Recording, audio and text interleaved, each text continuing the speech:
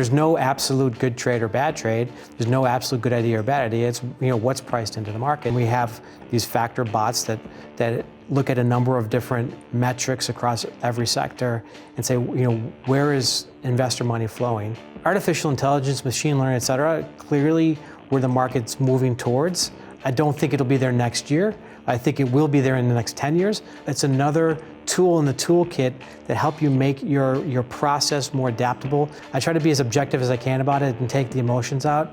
To me, when you allow the emotions to kind of come into your investment process, that's usually when bad things happen.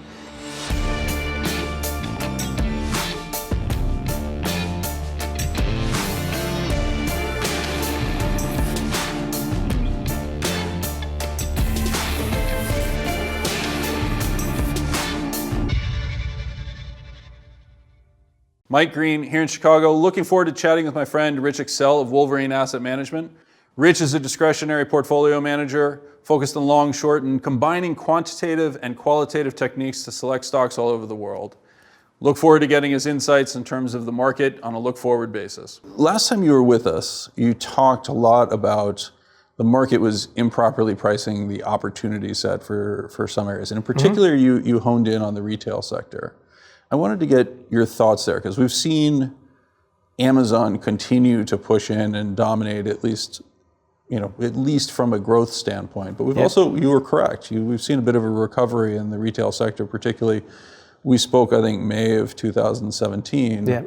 And since then, it's actually been a pretty good trade. The sector's worked. It's worked out well, but I think we talked about it, it's still a lot of very idiosyncratic risk, right? There's going to be winners and losers and all of that. I think when we were talking about, we were just looking at what was priced into the sector at large, and you could just take the top 10 retailers, and they had a fraction of the market cap or similar market cap to Amazon, but had multiples of earnings, cash flow, revenue, et cetera. And so for us, that just seemed like it was starting to get out of whack. That doesn't mean that was not making a statement that Amazon was going to fail, that Amazon wasn't going to continue to take share, but where you would start to see some of the incumbents maybe start to turn around their business, you were probably getting rewarded to take that risk. One of the early winners, if you will, one of the early companies to come out of that was Walmart. Walmart, made a number of strategic shifts.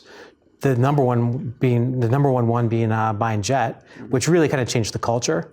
And it took a while, but then you started to see a fair bit of traction there.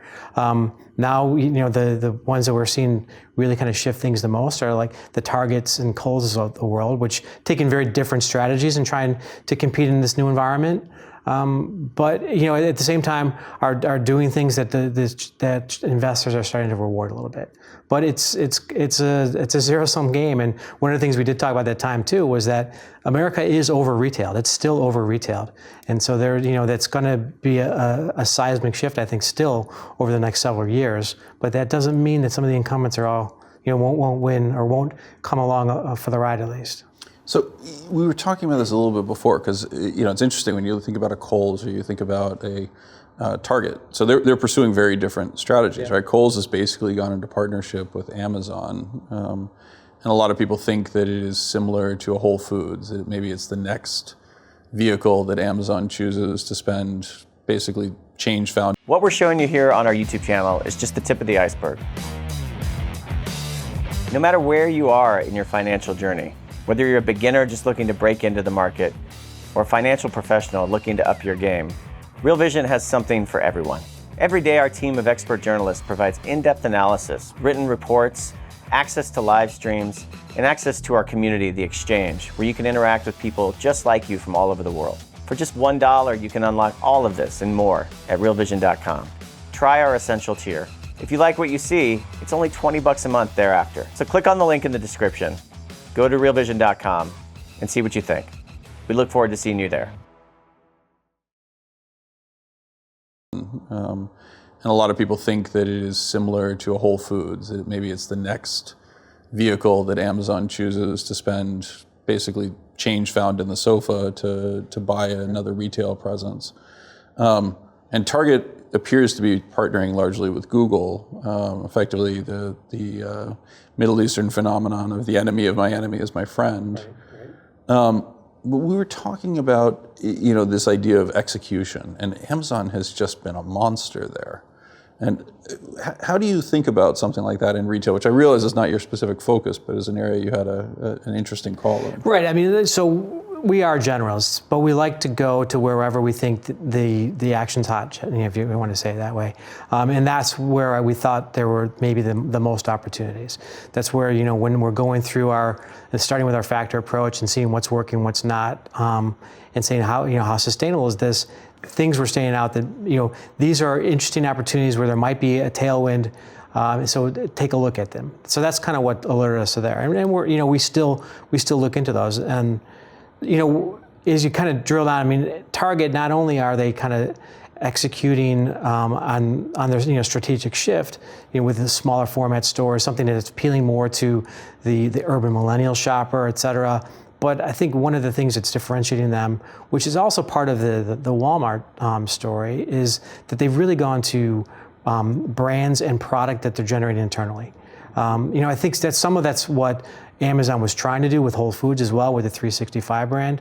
Probably so far to less fanfare, but Amazon was not as successful with their own brands on their own website. And I think that if you look at a Target and even a Walmart with the brands that they bought, they might actually be somewhat ahead of the game on that front. Now, from a execution of e-commerce and distribution, Amazon is still crushing everybody. And the amazing thing, I think, when we were talking about earlier, is Amazon, the market affords them a number of opportunities that no other stock is getting in the current marketplace. But to their credit, they're executing when given the opportunity, and you have to respect that. The idea that Amazon, by coming out of a low margin business, right, the classic model in technology is as we've talked about before, is that you start with a low margin business and you progress into the higher end stuff, right? So, PCs beat Silicon Graphics workstations. Yeah, exactly.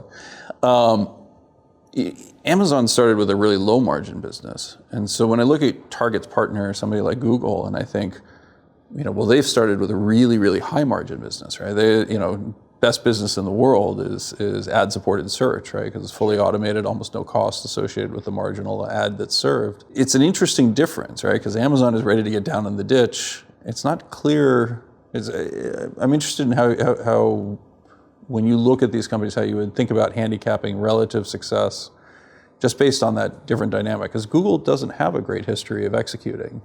No, that's a very fair point. And that's probably the one thing that Target does bring to the equation a little bit more. I think the thing that Google might bring, though, is having a growth mindset. Interesting investor call last week on earnings call, Overstock.com, and the CEO there is talking about how they're competing against Wayfair, a similar sort of dynamic, and Wayfair is spending a ridiculous amount of money, in his opinion, focused solely on growth, and that's all they cared about. And he's trying to deliver value to shareholders, trying to, generate cash flow, trying to increase that cash flow, and he's just not being rewarded. And now it's finally kind of, in his mind, given up and is going to go in and try to compete on growth. To me, not passing judgment on that because we have no position there, but that's one approach, right? You just give up and say, okay, I'm going to try to, if that's what the market's rewarding, I'm going to go all in. I think, to me, when you look at Target, I think they're trying to bring, from what I can see on the outside, they're trying to get more of that growth mindset where they can really kind of access and target market share and growing market share. But when it's all said and done, they are a low margin operator, and they've always had to compete on that front, which is one of the things where I thought Amazon getting into Whole Foods, I completely understand that Amazon's approach that your margin is my opportunity, which has served them well, but they've also always been competing against some pretty stodgy companies and retailers that didn't really kind of get that joke and essentially ceded them market share. When you're getting into companies that have had to compete and survive in the grocery space, that's a pretty cutthroat business. And so I think when I look at that, when I look at the Targets, the Walmarts, the Krogers of the world, and they're also competing against Aldi and Lidl at the same time. I mean, it's a fairly cutthroat business, and so I think they've kind of seen that game a little bit. I think they can anticipate some of Amazon's moves maybe better than some of the other traditional retailers had been able to. That is a different dynamic, right? That is an area where we're actually seeing European entrants come into the U.S. and also try to gain share from the traditional players. And the Aldi and Lidl's have done what appears to be a really good job of establishing beachheads. You have regional players like Wegmans, et cetera, that are pushing in as well. Sure. Most of the stories that I hear about Amazon's strategy is that they're trying to focus on creating a retail presence that is reducing their reliance on the transportation network.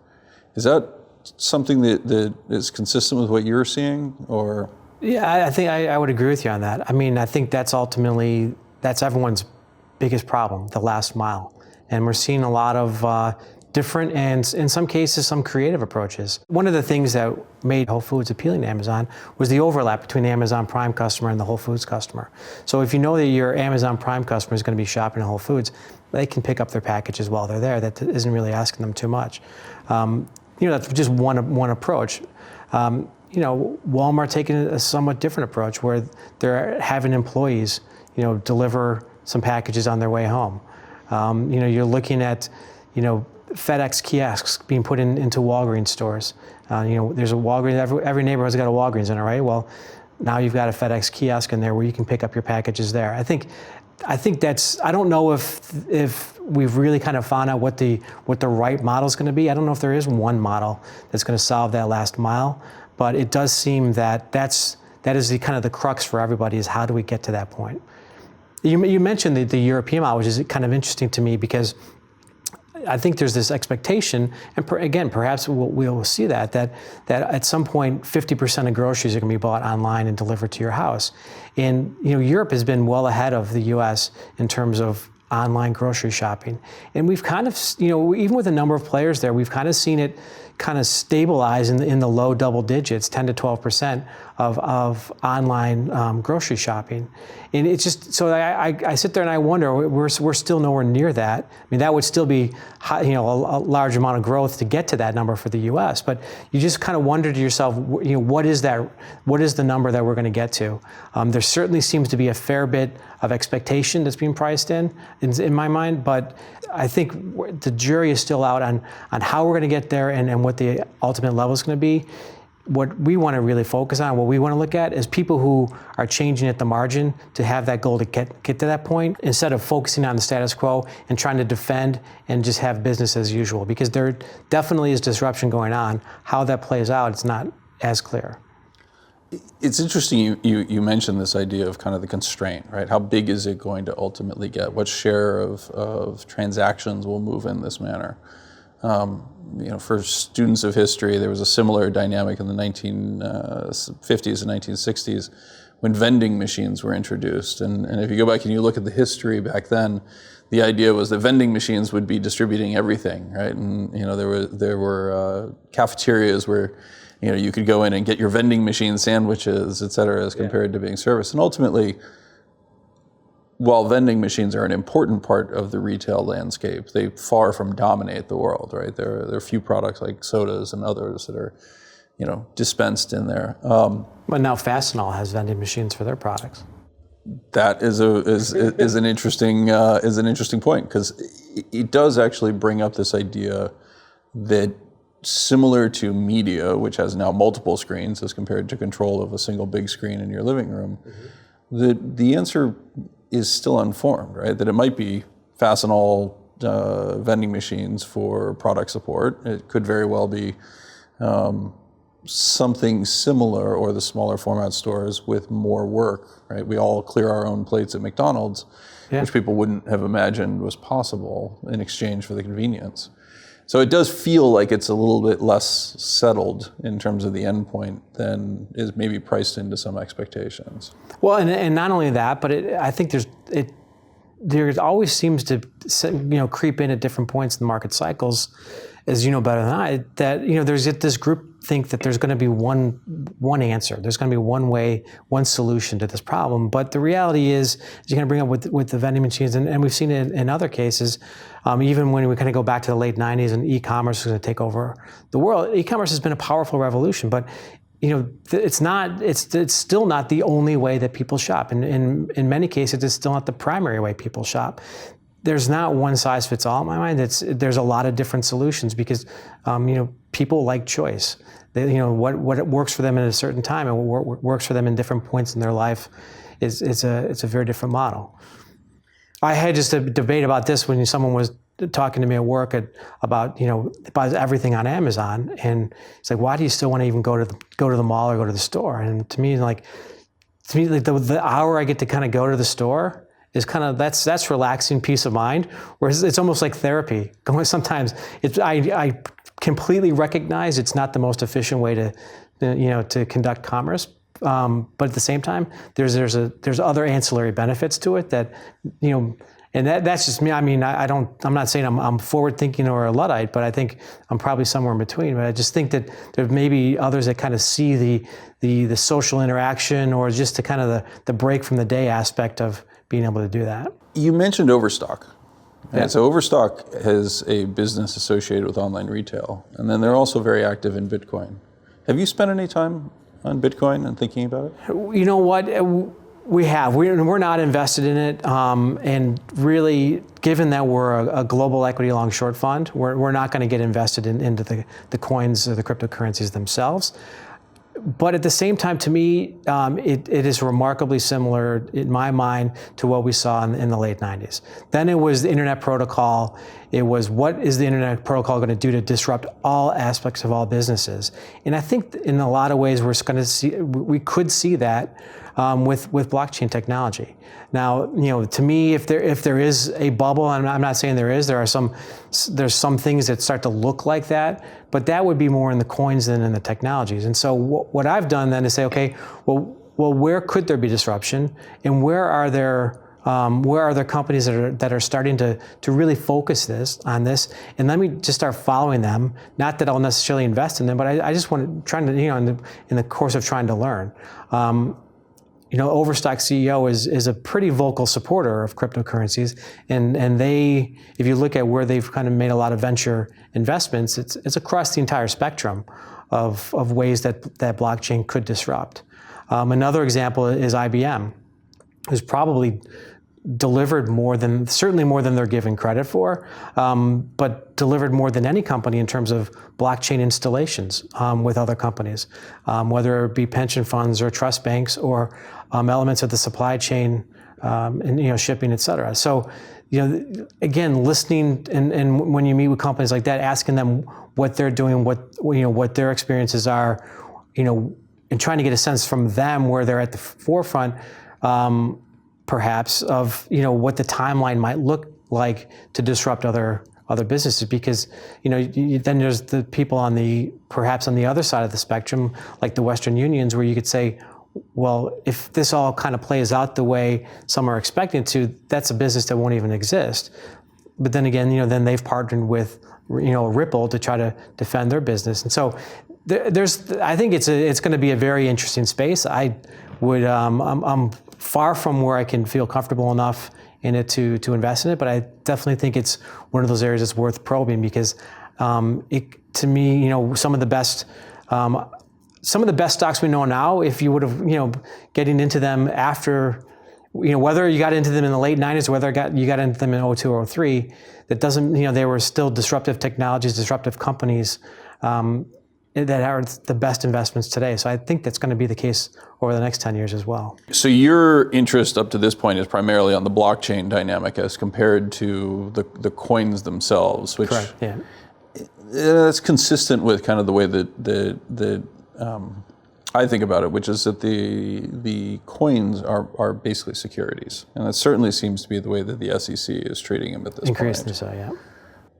As you follow that, do you think that we've hit kind of the inflection point? Do you think the excitement has peaked and kind of broken in the way that it did with the dot-com cycle, or do you think that we're much earlier in that process? It's a good question. I'd like to think we were, but if we did, then it was probably the shortest bit of retail euphoria that we've seen. I mean, I think in the late 90s, in the tech stock craze, the retail euphoria lasted for a couple of years. Mm-hmm. Here, for the most part, while you had the enthusiasts that were involved in the currencies for quite some time. The real kind of retail euphoria, the classic cab driver, I guess it would be an Uber driver these days, dynamic of where you're getting these tips from non-investment professionals was essentially kind of Thanksgiving through January. I mean, it was a few months. So the magnitude of the move would suggest that perhaps we have seen that. The timing suggests maybe we haven't. There's a lot of very smart people that are involved in following them, and not necessarily invested in, but that are kind of tracking to see what's going on.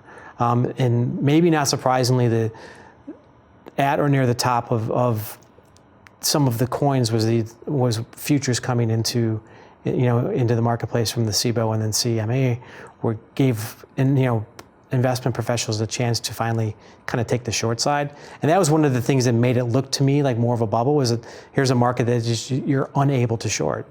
And even with the futures now, it's a very, given there's no fungibility across exchanges, it's still a very difficult process, but those that really want to can kind of be involved finally on both sides of the market. So there's a little bit, maybe I think there's a little bit more sanity. I'm not anticipating that it's going to go to zero from here. I just think that maybe we're at a point where a little bit more rationality and sanity has come into it. Well, it was also interesting. It was different than the dot-com dynamic, right? Because much of the liquidity was not necessarily retail trading with other retail, but you actually had exchanges where people would try to generate liquidity by selling, and you very quickly exhausted the liquidity associated with those exchanges, right? There weren't counterparties or deep liquid markets on the other side. One of the stories I heard was a large investment bank was enlisted to try to help sell $1 billion worth of Bitcoin, and had found a single buyer who was willing to transact at a 70% discount, and ultimately had to put the kibosh on it. This is at the peak, back in December. And had to put the kibosh on it because they were unable to verify the know your customer dynamics associated with the source of funds. So there was never really any depth to the market as it existed. And I struggle with exactly this issue because it was so short, right, in terms of the euphoria, that it feels difficult to believe that that was it. Certainly as it relates to the technology. Perhaps the coins themselves are dispensable at this point. Well, one of the problems that, whenever you're an investor in one region, we're U.S. based. The U.S., for most of the markets that we're in, tends to be the most liquid market in the world. So we can get very myopically focused at what the U.S. investor thinks about, cares about, is all that really matters. But I think if you look at what's been driving a lot of the cryptocurrency volume and craze, at least, I don't know how much volume, to your point, has been the dynamic of investors or retail outside the U.S. It's no secret that a lot of the exchange volume occurs in Japan, occurs in Korea, et cetera. You look at what's going on in some of the South American countries, what's going on in South Africa, Turkey, what was going on in China last year, where there's citizens that are just losing faith in their currency and want an alternative. That's something that you had. The true anarchists in the United States would maybe feel that way, and maybe some people would want to talk about the repercussions of the crisis or the fallout from the financial crisis. You could probably make that argument that we've somewhat debased the currency, but I don't know how many people are truly executing purely on that basis. Whereas in other countries, I think a lot of that truly is going on, and you have to respect that's has gone on and is continuing to go on, because unfortunately those situations aren't really improving anytime soon. That's actually it's a fascinating point, right? And you transact in equities primarily as compared to the macro dynamic, but it's a really great observation, right? We talk about the dollar is in collapse, and the weakness of the dollar, and it's moved a grand total of about 12%. Right. You have currency regimes around the world where you have Venezuela and Argentina would be good examples, but you've had far more dramatic loss of confidence in the currency. One of the areas we see a lot of Bitcoin mining activity and certainly capital flows, and we think it explains much of the Japan and Korea phenomenon, by the way, is out of China. Do you have a view on China these days? We do have. I mean, I think you have to have a view on China if you want to have a view on global growth, or if you want to have a view on global trade.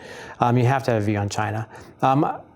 I think we tended to be much more optimistic than others last year on China. Some of the indicators we were looking at early in the year, whether it be kind of macro indicators like steel prices, PPI, pork prices, things of that nature, or rail freight, electricity consumption, etc. We're pointing to what would be a better than expected outcome for the Chinese economy.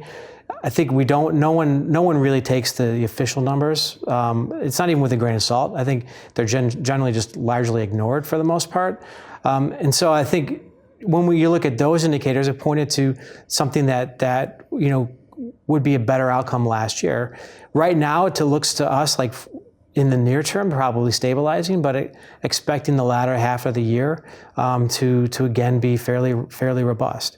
I think one of the things that's kind of lost is I recognize that it seems like every one of the 5-year plans, there's always this talk about focusing on consumption over investment, and we got it again in the last 5-year plan. But one thing that's lost is with the move in the currency, and if you look at incomes and wages in China, is that the Chinese consumer does have a lot of purchasing power right now, and we've seen that in the tourism data around the region, throughout Asia. That is, we've seen it even coming into the U.S. and Europe. So, and I think you might start to see some of this play out in going back to what we saw back before the crisis, the luxury goods, European luxury goods, the high end alcohol sales, things of that nature. That to me, I think we could start to see that play out just because of the purchasing power that the consumers there have. And when you highlight that purchasing power, I mean, on PPP adjusted basis, purchasing power parity adjusted basis. I'm really focusing more on the dollar income of the Chinese consumer. And when you're highlighting that, are you, because the aggregate number, basically, the Chinese on average, right, which is always a terrible statistic, yeah, are roughly earning the same income as Mexico, right? But they have a much greater, much higher Gini coefficient, right? There's very wealthy individuals who, by and large, were concerned because of the anti-corruption dynamics for the past couple of years, and consumption of mutai, for example, the Chinese liquor has plummeted because you were no longer bribing officials with it. Right. And so you're seeing the potential for that to reverse itself a little bit. Exactly. I think it's the potential. It's not, it's not in the actual data yet. We haven't seen it occurring. But when you look at the dollar-based income growth, there is this potential for this to occur. Will occur or not? That's what we have to kind of wait and see it start to play out. And so that's why we tend to be a little bit more on the sidelines from that standpoint. But it's something that's on the radar that we think we could see, that we think the market is not looking for. You have a relatively unique approach when you talk about the market looking for something. You as I remember, you create agents that effectively look or scour the market from a different perspective. Mm-hmm. Tell me what those agents are telling you now. What you're seeing now, or what you're seeing as you look forward a couple of months? Well, I mean, to kind of step back, this all goes back to our days trading options on the exchange, and for us, it's always everything's relative. Everything's what's priced in. There's no absolute good trade or bad trade. There's no absolute good idea or bad idea. It's what's priced into the market, and so that's kind of how we started with this approach, where what we're looking at is what's working in the market and what's not working. We have these factor bots that look at a number of different metrics across every sector and say, where is investor money flowing? And then we look at it from more of a, for lack of a better word, discretionary macro standpoint, top-down analysis, and say, how sustainable is that? Is that what we think could happen?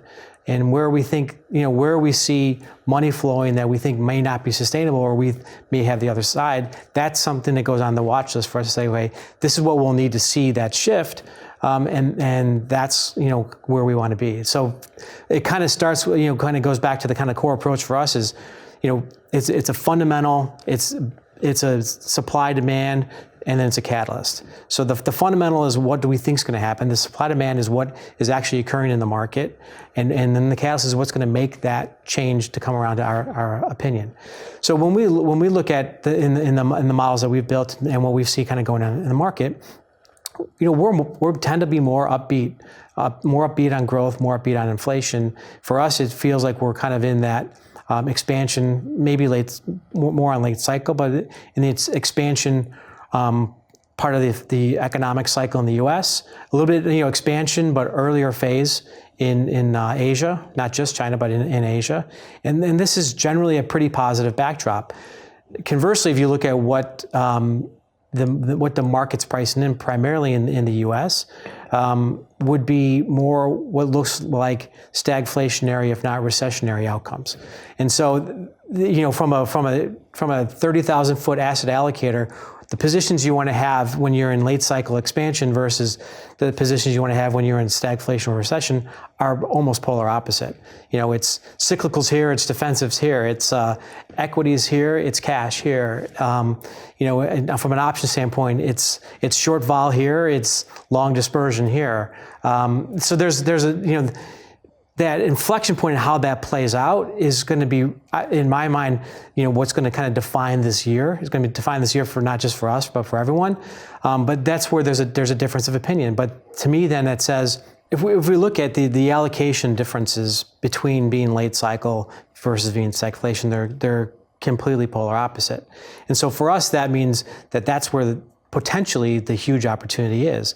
But for, I also feel that because we're at that sort of inflection point, it's not the point, or not the time to be dogmatic. It's time to be pragmatic. So there's enough reward that can come to you that it's worth it to be patient and wait till you see some confirming evidence to get on board. Because if we start to see the confirming evidence that we're right, we'll still be well ahead of the people that are fighting the other battle. And so again, we only want to be one step ahead of the crowd. That's really all you can afford to be in the markets these days. We were talking about this earlier in terms of the dynamics of your bots. And so specifically what you are seeing is that the bots that are quote unquote working, right, are basically those that are seeking a narrower market, that are very focused on increasingly scarce growth, right? So momentum strategies tend to perform well, and that value tends to do very badly. That's right. Right.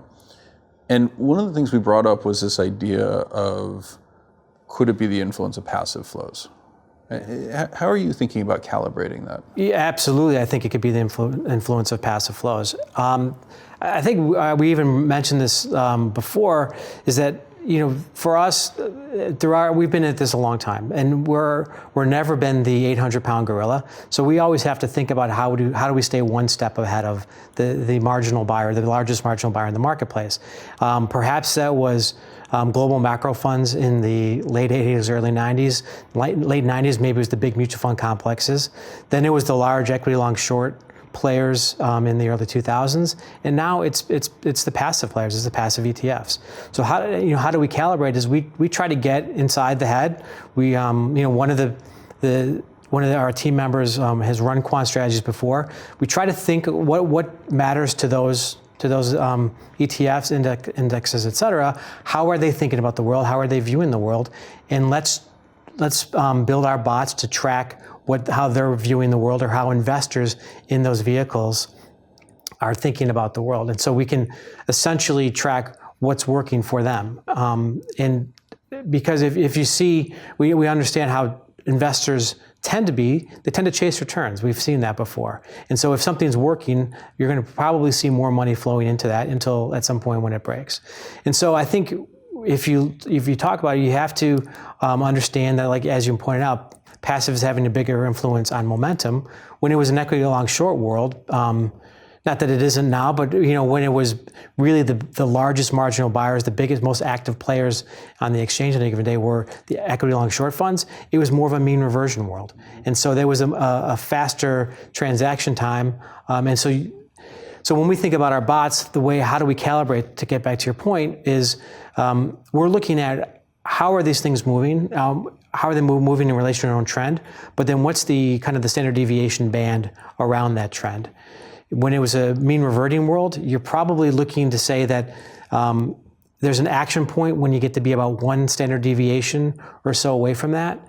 Now when we look at it, we have to have a little bit more tolerance for that. We have to look for a little bit wider move before we would ever think to start to fade that move. Instead, frankly, a lot of times nowadays, if you get to a one standard deviation move from trend, that's when you actually want to get long that factor, because that's when it's finally hitting the radars of a lot of the momentum passive strategies.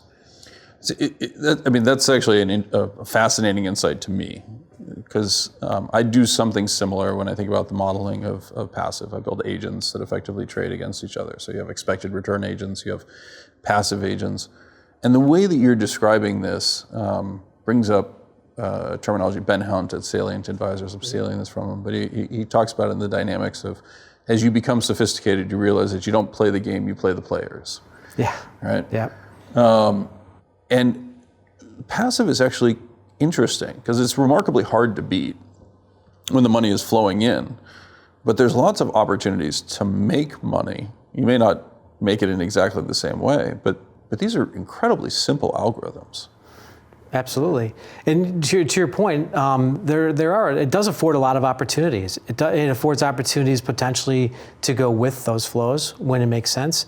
And it does afford opportunities to go against those flows. However, you have to be much more patient. You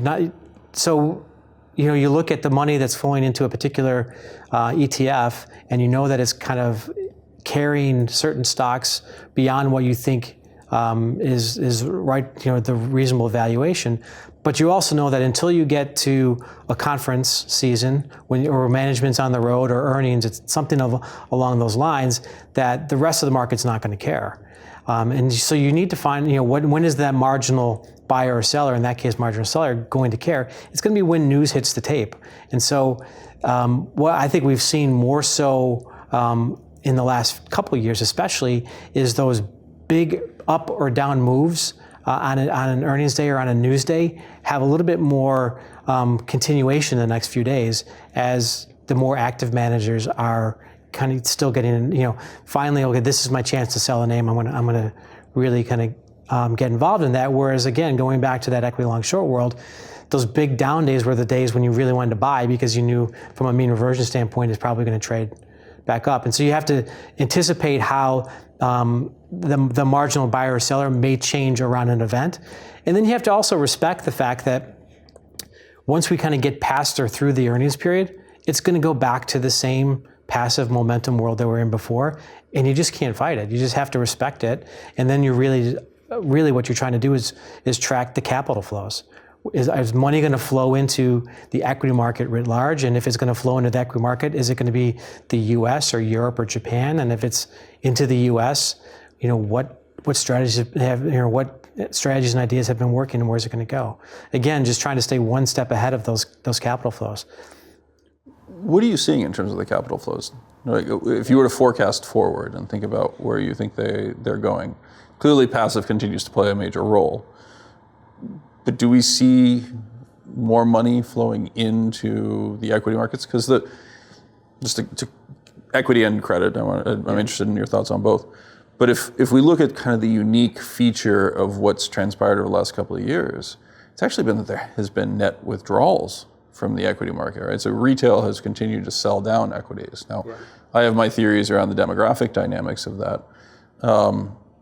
But is this something that you think is, you've had this rotation into passive, is your expectation that this continues, and how are you thinking about those flows on a forward-looking basis?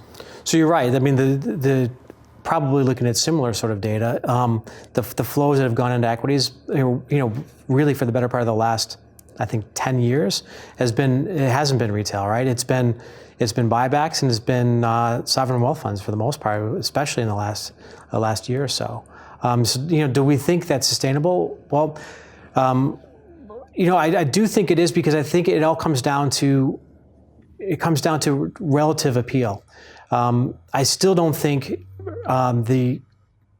if you look at the rates market, you look at the government bond market, and you look at what you're getting in terms of return on capital, that for a longer term institutional investor, it's not going to make their bogey. You can't, even at 2.85% or whatever in U.S. Treasuries, if you've got a 7% bogey, you're not going to make it there. So you have to go somewhere to take risk.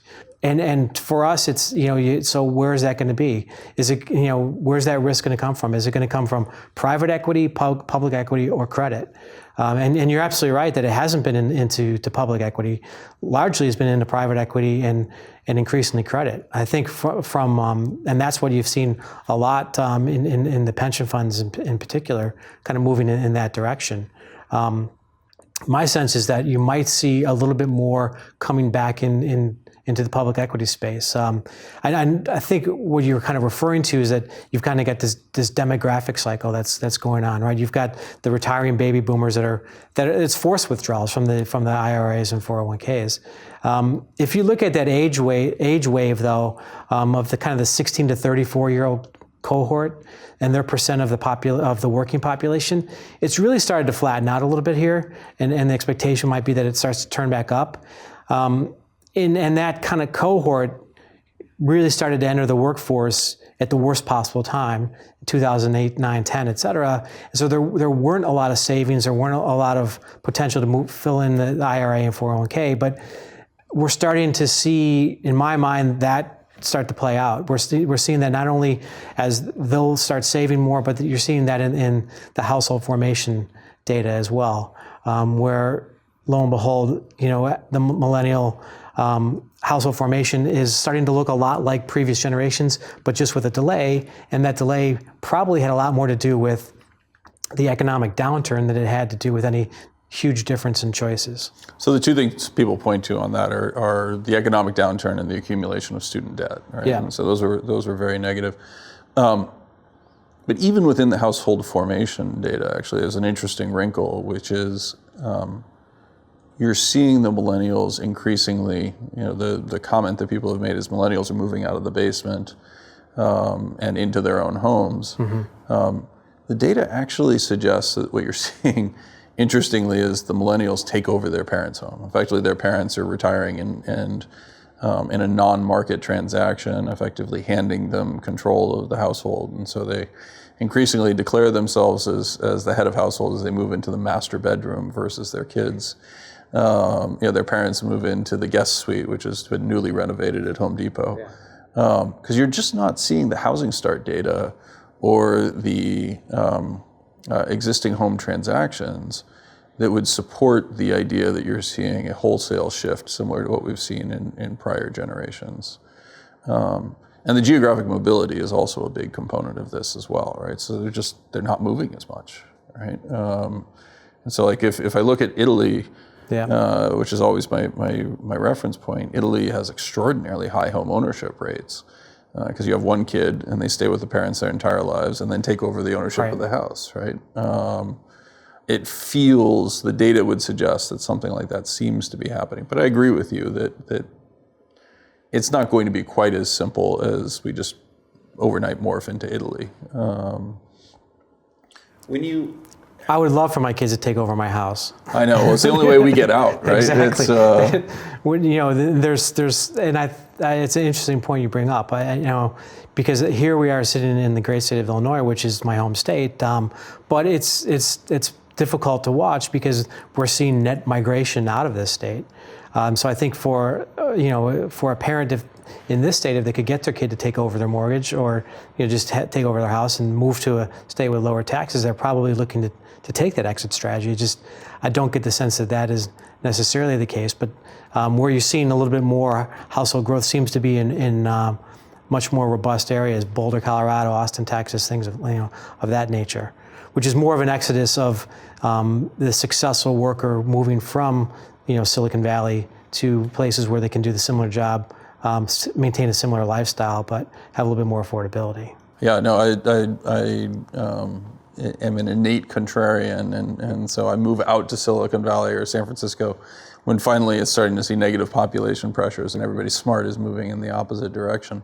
What role does artificial intelligence play in how you think about your investment process and how you think about these bots? Well, I do kind of want to stress that we are a discretionary strategy. So our decisions are always made at the discretionary level. But and our process has remained remarkably similar through the last 20 plus years. However, the key to a successful investment process in my mind is to be disciplined but adaptable. And I think what we're talking about when we're looking at the bots is just a way to try to be a little bit more adaptable to the marketplace. It's to be adaptable to the standpoint of, if you go back in the previous career we had, maybe call it 5 or 10 years ago, we might have had, we would have had people and teams in all of those different seats telling us what was going on in the market, what they were seeing in the market. Without being afforded that luxury, because you have to do more with technology because you don't have as many people to do that with. And so we've kind of built the bots to initially, the first step, replicate what people were doing before, not from an investment standpoint, but from an information standpoint. When you talk about AI, and again, I don't think we're going to be at the forefront of that per se in our mind, but artificial intelligence, machine learning, et cetera, clearly where the market's moving towards. I don't think it'll be there next year. I think it will be there in the next 10 years, but it's another tool in the toolkit that help you make your process more adaptable to what it's seeing in the marketplace, all within the framework of the same sort of discipline framework of how you want to parse the data. To me, it's more about how you access the data than it is how you interpret the data once you have it. So your clarification on that as a discretionary strategy is important to me, because you and I have talked about this repeatedly, but the way I think about quantitative strategies is that they're inherently short volatility. Mm-hmm. Right? No matter how you structure it in one form or another, you are saying the world in the future is going to look very closely like it did in the past, and therefore these price patterns repeat, or these signals that we're receiving are somewhat immutable. But you're using it very differently. You're actually saying this is an information set, and then I need to be able to construct a thesis and a theoretical underpinning behind what I'm looking at. Do you ever find that the bots totally flip your perspective? I don't find that they flipped a perspective, but I find that it's really not that different than when you have a conversation with smart people around the room, and you're challenged. Your perspective might be challenged, and then to me, the onus is on you to debate your viewpoint. And if you find that you're lacking in the course of that debate, you might want to go back and rethink it. If you feel like you're kind of winning that debate, if you will, you maybe feel a little bit more confidence that, hey, you know what, I was tested in my thesis and I came out positively on the other end. So I absolutely find that we'll test how we think about the world, or how we're starting to think about the world. I mean, a perfect example right now, we're a little bit more positively predisposed towards growth, towards inflation, towards nominal growth, and what that means for securities prices. But the flows right now, or the data right now, is telling us that the market is seeing things very differently than us. So that could be a potential opportunity, or we could be completely wrong. I think we'll have roadmarks that we want to look for to know when we want to maybe change our strategy. But for now, you have to respect the information you're getting, and that's where kind of risk management, right, or asset management is a combination of dogmatism and pragmatism. And you have, the best of asset managers are those that know when it's time to be one or the other. And for us right now, we think it's time to be pragmatic and not dogmatic. There might be a time when the other data that we look at is overwhelmingly positive, or that you get to a level in terms of valuation, price, et cetera, where the risk reward suggests you're being paid to take the bet, that it will be a little bit more dogmatic. That doesn't feel like that's the time right now. You mentioned your bots. One of the things that you highlight is that you have value bots. Effectively, there's a value factor, right? Yeah. And it's just not working. Any thoughts on why? Well, it's particularly now, it's not working for us, but it's particularly not working. I think one of the problems with and I would love to know kind of what you look at. You have a more robust value background than I do, but one of the things I see in sort of the market levels of value or market levels of growth, one of the problems is there's an inherent capitalization or sector bias in a lot of those indices, and so value not working in maybe the Dow Jones measure might just mean that energy or financials weren't working. So what we do is we take out the capitalization bias, we take out the sector bias, and so it's a sector neutral, market neutral, size neutral look at L1, the S&P GICS all the way down to L4, and say, okay, within each one of those industries, is it working? And so we can get a little bit more, so we can add it up, aggregate it to the top level, but then say, okay, if it is working or isn't working, where is it or is it not working?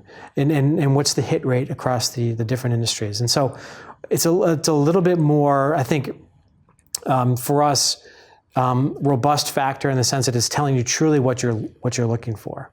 So when you make that modification, and again, SPX L1 through L4, just different levels of specificity in terms of the sectors. So L1 would be information technology, for example, and L4 would be, internet software. Correct. Right? Okay.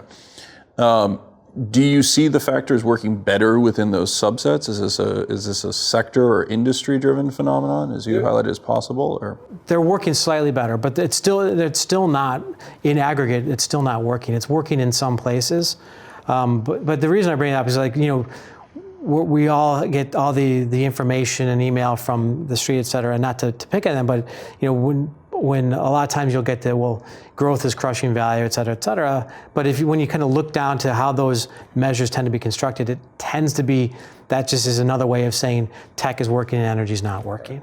And so for us, that's interesting. It's interesting. Why not just say tech's working and energy is not working, and how sustainable is that? Whereas we say, okay, well, people would say writ large value is not working. Well, if I were a healthcare long short PM, value is working actually quite nicely right now, even down at the L3 level. So there's one place where it is working.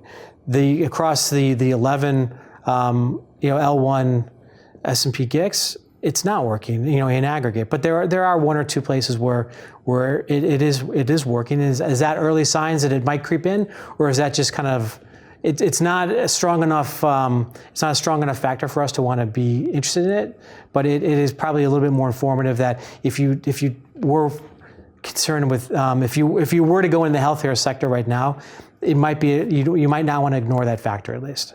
You brought up the question of kind of how I would think about it, yeah. and you and I are both of roughly the same vintage, and while that's getting finer and older, it's our careers were largely defined by the break of the .com and the move into the long short. I think I go back a little further. You're being a little bit too kind, but okay. I've seen maybe one or two more crises, but you're right. For me, the eye-opening impact of having been a value investor in the past and having been a bottoms-up stock selector, the eye-opening factor was actually realizing how far things can get before it really matters. And it's similar to the insight that you're generating from your bots. So, I built agents to effectively trade against each other with a really simple algorithm, right? Where a value investor is one who's focused on expected return. Your expected return is higher if the valuation is lower. But you have uncertainty in terms of the next period, right? So, the deeper you get in terms of valuation, the more confident you are that your long-term return is going to be positive, but you still have uncertainty in terms of the next period. Sure. Right?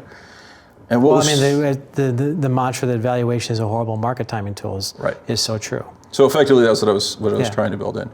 And what's remarkable is actually when you think about it, forget the single stock, but if you think about it from a market factor, what it basically says is the only time that you should basically decide that you're going to throw caution to the wind and go crazy long on the basis of pure valuation, nothing else, it works out somewhere around 4 to 5 times earnings, right? And this is using dynamics from history in terms of the return profiles. And On the other extreme, like where you should basically just throw caution to the wind and decide that you're going to short everything, it's like 54 times earnings. So, when you look at this spread, that you're effectively going from 4 to 54 before you actually have any meaningful insight in terms of just, throwing caution to the wind, it really tempers your dogmatism, exactly to your point around, I'm going to be a deep-seated value investor, right? And you recognize the inherent limitations of trying to approach it from that standpoint. So, and I'm going to guess that in that framework you laid out, that it's probably better buy at 6 times earnings on the way back up after it's hit 4 than it is even buying it at 4. 100%. That's absolutely correct. So effectively, a momentum overlay onto that value dynamic. And so, for me, the importance at this point is not actually whether the S&P is trading at 17 times earnings or 19 times earnings or 28 times earnings. Those are all interesting statistics, and they certainly should influence how people think about things on a look-forward basis. But you have to be much more pragmatic in terms of how you're actually explaining the behavior, which is why I focus so much on the passive dynamic. I think it's a really important one. I think, you hit a great point there, because all it really is informing you is that what's your margin of safety. But your margin of safety is also a function of what's your duration, what's your investment horizon. If your investment horizon is the next month, valuation is truly not going to probably give you, no matter where it is not the tool you want to use. If it's, like you said, if it's the next 10 years, well, then you can start to build a little bit more framework around that. But again, for us, what we want to focus on is it at a level or a point where it's going to inform in investment flows? And is it something that we have to really pay attention to? Another area that we're seeing a lot of impact, you referred to the 2000 to 2007 time period, pre-crisis basically, as a golden period of mean reversion, right? Mean reversion happened far more regularly. We're seeing an absence of persistence of trends, right? And it's certainly showing up in trend following strategies, which have been disastrous. But wondering what you're seeing there in terms of either persistence of trends, or we talked a little bit about the idea of price rebalancing. Is that impacting the way you're seeing markets, or is there something that you're picking up there? Those are the types of things we talk about where we feel that it's a better market environment to be tactical, pragmatic, whatever we want to call it. Because you're right, you're seeing a little bit more fits and starts, whereas I think coming out of the end of 16, early 2017, there was maybe a bit of a mixed message from a lot of the factors that we track. Then they started to gain some traction, and then really started to move a little bit more consistently to where we felt like, again, we're kind of getting out of that tolerance zone. We can feel more comfortable looking, getting along, not investing on that factor, but looking for ideas within that. Now I think you're seeing a lot more that's bouncing back and forth within that band. And so there are factors for us that we would consider not active right now. So again, it's one thing to kind of highlight what I mentioned, that we're a discretionary strategy, is that when we look at these bots, if you will, we think of them as an intelligent filter. And we're a handful of people trying to cover largely the world and say, okay, where do you want to focus your time? Well, when you have the luxury of having people in every sector and every geography, it's the equivalent of to use maybe a bad analogy now, but having a military base in every country. You have people on the ground to kind of tell you what's going on. Now you have to be more of a special operations, right? You have to use this information to tell you this is an interesting place, or this area is hot, this is a place where you want to spend your time, and then you have, you put all the resources of your team into that. So we use those factors when they're active, to say, okay, this is where there might be headwinds to some ideas, so potential shorts, or tailwinds to other ideas, so potential longs. And then we do the bottom-up work the same way we have our whole career to kind of, bottom-up work to kind of say what's the fundamental ideas within this pool. You mentioned the rates market. And I know you don't trade directly in it, but it certainly is an input to your process. What are you seeing in rates, either U.S. focused or globally? Take your pick. Well, what have you seen is that it was for the better part of the last few years, it was the preferred place to get your beta. We talked earlier in the interview about investors largely eschewing the public equity markets, other than corporate buybacks, maybe some big sovereign wealth funds. The beta seemed to be for us to become, the sought after beta seemed to be in the credit market, particularly the high yield market. If you look at the EPFR flows data over the last year, it seems like that's shifting a little bit, at least within the credit market. It seems to be going a little bit more into investment grade and out of high yield. So it's kind of rotating within that, which is at the margin. It's not going into treasury, so there's still a little bit of an element of risk in there, but it generally looks like a little bit more of a risk-off flavor to that.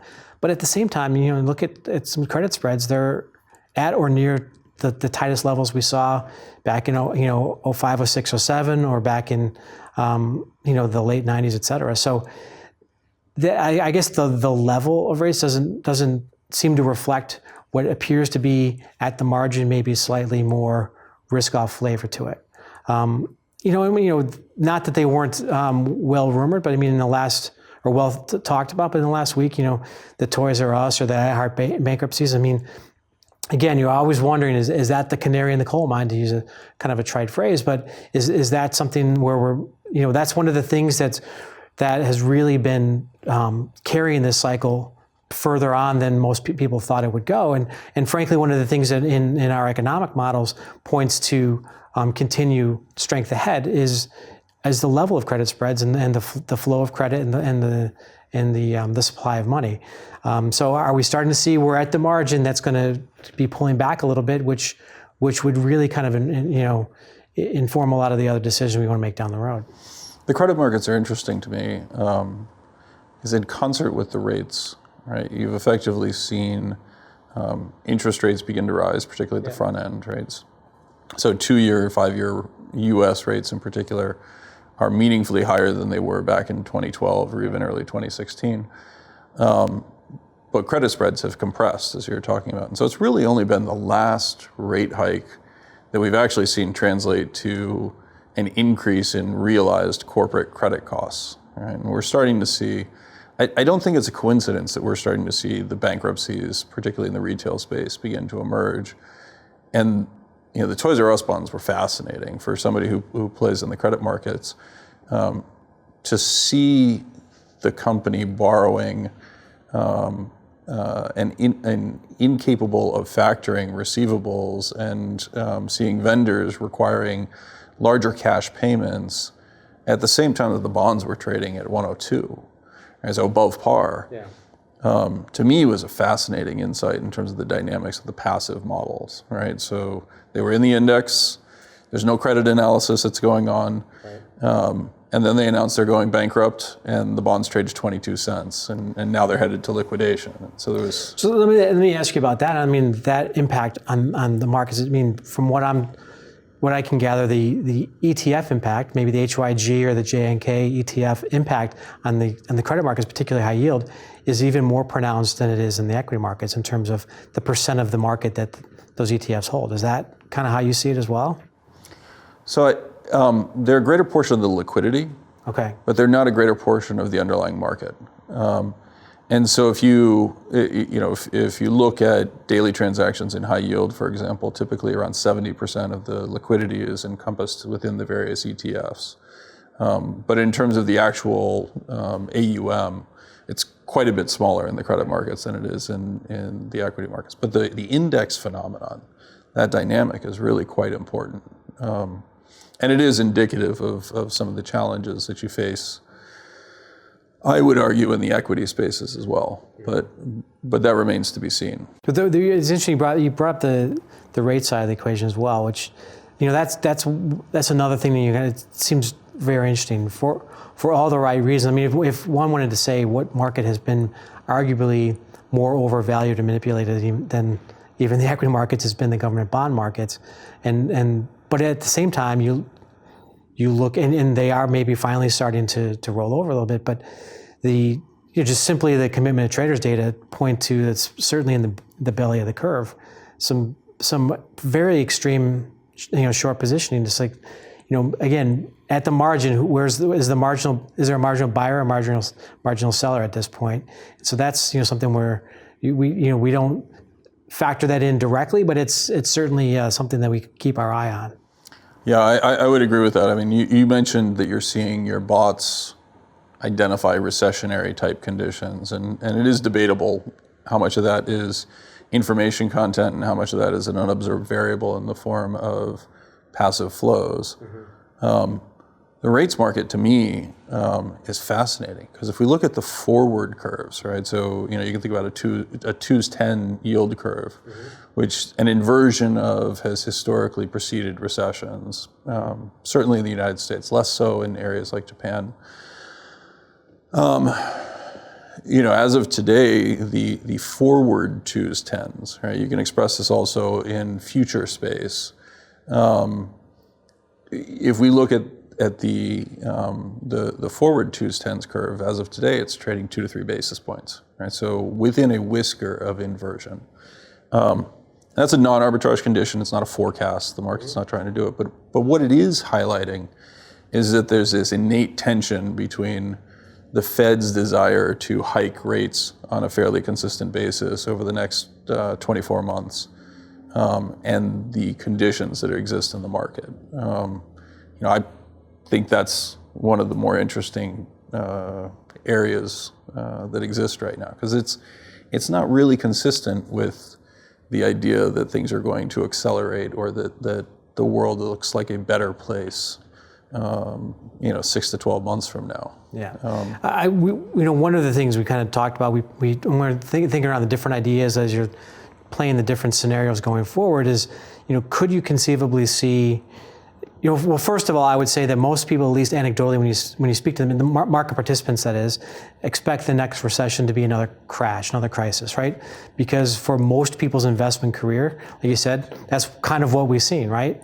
So again, generally as a contrarian, I start to think, well, what if we get a recession and it's not a crash? But then you play that a little bit further. Say, could we actually get a recession that's what I would call a 1% recession, where the only ones that really feel it are the 1%. I mean, you look at the Gini coefficient in the United States. Obviously, income inequality is as extreme as it's been in quite some time, and in several decades here. Much has been made since the crisis, really, that all of this money that's been printed and has been flowing has been going into security prices, which are only benefiting the few. When you start to look at it, whether it be velocity or the inverse, which is the Marshallian K, which is always tracked very nicely versus security prices, both credit and equities. And I'm sorry, just to clarify, you're talking about the velocity of money here. Correct. Right? Okay. Yeah, has tracked very nicely against both credit and equities, and as that indicator is starting to flatten out, could you start to see then the flow of money still being robust? It's a stock versus flow argument, I understand, but it's still being robust. Could the economy actually do much better than the asset markets? Could the stock market, or the bond market look like it's pricing recession, but the economy actually do quite fine? Whereas I think we've seen the opposite of that the last several years, where the markets were saying everything was great, but people in the real economy were saying not so much. And so, that would be, to me, an interesting sort of dynamic that would just be an unwind of what we've really kind of witnessed in the last 5 years, and might be consistent with more of these tax breaks, et cetera, making their way into wages, et cetera, instead of into stock buybacks. It's perfect that you went there, because that's where I wanted to kind of wrap up as we look at the political environment going forward. So one of the perplexing dynamics is that we've got an environment of populism and general discontent with 4% unemployment. What are your thoughts there? Well, I think it's interesting, and it's a style versus substance discussion. I think when you look at, to your point, when you look at the substance, if you just took some anonymous candidate and said, unemployment's at 4% and falling, stock market's at or near all-time highs, wages, might be starting to accelerate. The economy, there's some estimates that say, nominal GDP could be 5% or higher this year. you would think to yourself, well, that person's probably got a pretty good chance of their party carrying the midterms and then maybe even getting a second term in a few more years. The style, obviously, is not as appealing to the vast majority of people. I think I can say that uncontroversially. And so the perception of how the economy is much different than perhaps the reality of that. And so I think it's an interesting kind of psychology experiment that we're kind of going through right now, and is probably the antithesis of what we saw post the crash, where it didn't, the policy didn't matter. We were throwing a lot of stuff at the wall, but what mattered more was the style, was the fact that there was somebody people could get behind, and that was potentially enough to kind of carry through the economy. And so, it is an interesting thing. Again, I try to just focus on the data. I try to be as objective as I can about it and take the emotions out. To me, when you allow the emotions to kind of come into your investment process, that's usually when bad things happen. It's more and more difficult, but you have to just, I think, be objective and just say what's really happening. And when the reality is, let's not kid ourselves. Everyone votes with their, with their wallet at the end of the day. And if things are, if things are still going well, I think that's probably something that's not priced in. On that, let's wrap up. Thank you so much for coming out and seeing us again. And my pleasure. Enjoyed it. I look forward to doing it again soon. Great. Thanks a lot. Take care. Had a really wide-ranging discussion with Rich Excell. We got a chance to hit China, Bitcoin, the U.S. retail market, the evolution of Amazon and its competitors. Rich had some really fantastic insights in terms of the market, what it's pricing in. Really hope you enjoyed it as much as I did.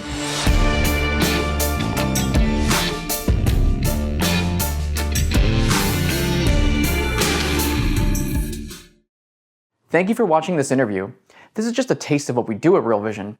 To learn more about the complex world of finance, business, and the global economy, click on the membership link in the description. Give us 7 days to change your life. This will be the best dollar you ever invest.